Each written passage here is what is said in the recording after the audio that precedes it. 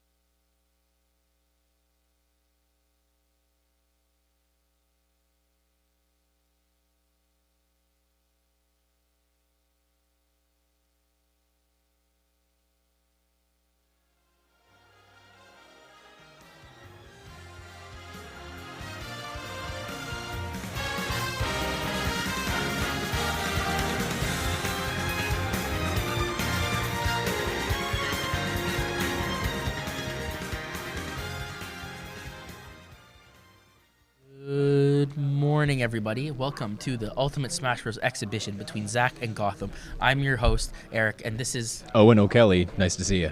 Today we'll be playing 3 rounds of Smash Bros. Ultimate on the Switch. It's going to be a very competitive 3-round bat between 2 players here today. We have as player 1 Zachary, lovely provider of the Switch and game we'll be playing today. His opponent today, Mr. Gotham. Both seasoned Smash players. We'll be seeing them compete head-to-head here in a 3-round bout here. What do you think of their odds today, Eric? Odds it will be a very good match. We've seen them play before. Look strong. Hopefully they'll be as good this time as they were last time. It's a 3-minute round, no items. No extra map stuff. No map effects or anything. You're absolutely right. Going into first round now in about 5 seconds. Stay tuned, please, ladies and gentlemen, for some exciting gameplay here. Starting off real quick, we have Zach as Pikachu and Gotham as Diddy Kong. Both very light characters going around. Very, some would say even annoying characters to go in. As you can see, they're very speedy, zipping around. You can't even really see the attacks before they happen. No time to react. Both players reacted well, though, using their shields very well. Ooh, Diddy Kong getting a little bit lost. Oh, not figuring out exactly how to recover there. We'll chalk that up to nerves. Wouldn't you say, Eric? Yes, I would agree. It's definitely nerves setting in. I think as the match goes on, we will get better gameplay. I think slow starters for both of them. As they ramp up, it will be a much better game overall. Definitely still anyone's game as Pichu now ramping up in damage there at 67%, although matching it with Diddy Kong 63%. For those who don't know, as the percentages go higher, the likelihood of getting launched does increase. So the higher the percentage, the easier will be to knock your opponent off the screen and take away one of their lives. Both starting with 3. The score is now 3-2 in favor of Zach, who is at a high percentage, which, as the percentages go higher, will cause players to hit harder. Both of them now, ooh, very hard spike there from Pichu, but not taking it as Diddy Kong still in the game. And there he goes. It's now 3-1 in favor of Zach as Pichu. We don't know if Gotham will be able to recover from this, but he'll have lots of opportunity. With a hit like that, oh, but he got too distracted, too lost in the sauce, as it were. A little bit of monkeying around, wouldn't you say, Eric? I would definitely agree with that I statement. would agree with that statement for sure. That's our first victory now as we lead into our first intermission. What do we learn about that match, Zach? Not Zach, your name is Eric. Yes, Apologies. It's okay. I don't mind the name Zach. Diddy Kong, not the greatest pick for Gotham. I think there's better characters. I'd like to see him play than Diddy Kong. I think Zach looks very comfortable on Pichu. A bit of a big map for those type of characters, especially because they're so small and so fast. We've seen a lot from Zach today, a lot of variance with his characters. It's very safe to say he's a very seasoned Smash player here. Gotham showing lots of confidence, though, previously maining Bayonetta. Now looking like they're both attempting to switch up their moves a little bit and switch up their characters leading into the second round. With one victory on Zach, he just needs one more to claim victory and win the grand prize of a deodorant stick, gamer's favorite thing. As you can say. As you can say. Getting into round 2, we will remind the audience there are no map effects and no items happening, making this a pure skill-based bout. As we get into round 2, what are you hoping we'll see from these opponents here, Eric? A bit of a longer game overall. I think a closer one. I think a bit more of a fight put up from both sides. Indeed, indeed. I think it's all fair to say. And here we go into round 2, Zachary versus Gotham. Player 1, Player 2, Zachary as Iggy, one of the Koopa Troopas, and Gotham coming in as the very sinister Sephiroth, decidedly shirtless Sephiroth for this purpose. Which we all enjoy to see. We will all enjoy to see, yes indeed.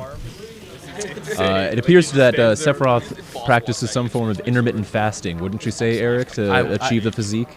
I just wish I could achieve that same physique. Indeed, don't we all? Don't we all? Looks like both players are very avoidant of each other now, starting out.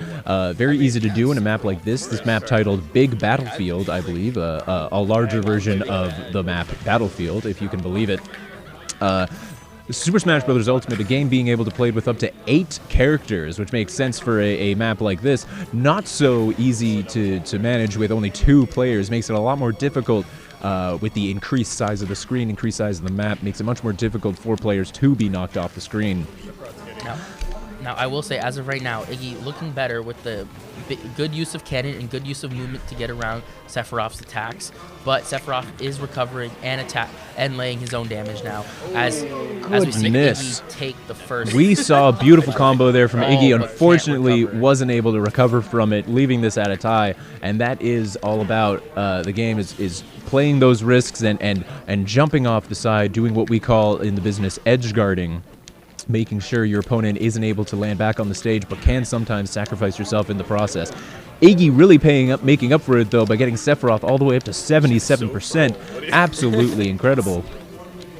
Eric, what do you think? Will Sephiroth be able to come back? I think when there's a will, there's a way, and I think there's always going to be a chance. In a game like Smash, there's always a chance. It's one missed attack, one your side B. lucky hit, and one that's lucky all hit, it takes. one counter, one aptly placed shield, as you can see, can mean the difference between life and death. Sephiroth here only becoming a more dangerous opponent as his power increases with the percentage at the bottom of the screen. Iggy, though, really not giving him an edge with all the different projectiles and heavy hitting attacks. Iggy then taking it again, now 2-1 in favor of Zach. We have 50 seconds left on the clock, ladies and gentlemen. This is appearing to be in Zach's court this entire game. It seems he has this in the bag, winning the best of 2. We will, of course, go to a 3rd round regardless, as this is an exhibitionist match. But it is looking like Zach is the competitor to beat for today. As Iggy is slowly and surely taking damage, but has now caught up to Sephiroth. Matching their percentages, indeed. It appears Sephiroth's only hope is to knock Iggy off in the next 10 seconds, bringing us to a sudden death match. Well, it doesn't look like he'll have the power to do that. Being very avoidant, only 4 seconds left in the match. Oh, but Iggy takes it! Oh, absolutely stunning move from Zach there, using a powerful aerial move from Iggy. As we lead into our second intermission now, the odds are not looking good for Gotham here, wouldn't you say, Eric? I would agree wholeheartedly. He's looking a little weaker on these attempts on using different characters. I'd like to see him take up the Bayonetta. I'd like to see him take off the Baelith again. It looked overall better on those characters overall, as we do get approval from us that he will be switching characters, hopefully to one that he's more comfortable I on. am getting the sense that the two of us are the favorite commentators of the players, as we are closest to the dugout, able to get some real comments from both Gotham and Zach as they both gear up for round 3, the final round. Will Zach be victorious for a 3rd and final time against his battles with Gotham, or will Gotham finally prevail with his favorite character, Bayonetta?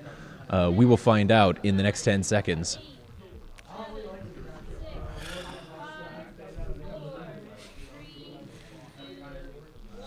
Going into second round now.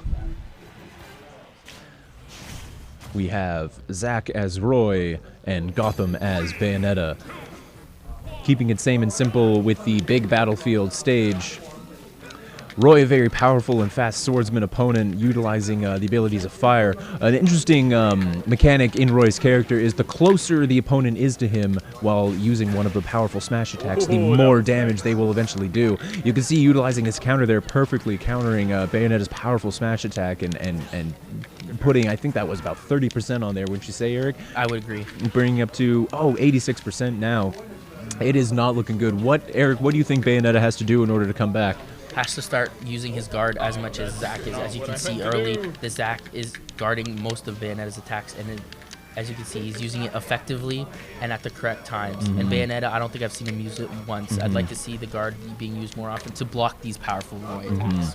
Bayonetta, one of the few winged characters in this game, is able to perform more than a single double jump, making her an easier recoverable character, apparently not utilized well by Gotham, falling to his death, leaving the score at 3-2 in favor of Zack and Roy.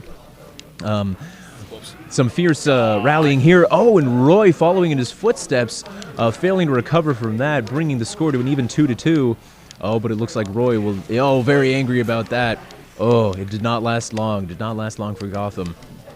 Bayonetta is going to have to really step it up here in order to get this 0-0 tie. We see, good combos here happening. Roy able to shield out of that one. Great start to this fight for Bayonetta so far. Really showing some combos early and getting that percentage up higher and higher. Taking the early lead here. They do have quite a bit of time left to tie the game up again, but cannot Bayonetta recover. Can't recover. Forgetting about that recovery, that powerful up B. Be a challenging thing to do, ladies and gentlemen. Spear Zack has taken it 3 for 3. As we close off the events today, you can really feel the atmosphere and the audience here today. It is very electric.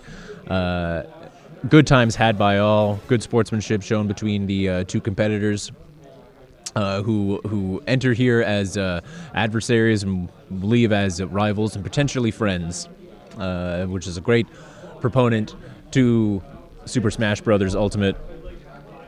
We thank you all for joining us today.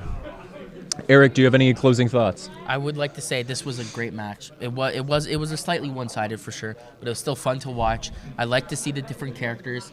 I like to see the creativity coming out from both sides. Overall, it was a good game, and I enjoyed watching it. Terrific game, and you alluded to something very good there, which is like, even though very one-sided, still very enjoyable to watch. The beauty of this game is even the underdog can prevail and will impress you with everything they do. But again, we're heading out. Thank you very much for watching here today. I've been Ono Kelly. I've been Eric. And we'll see you next time.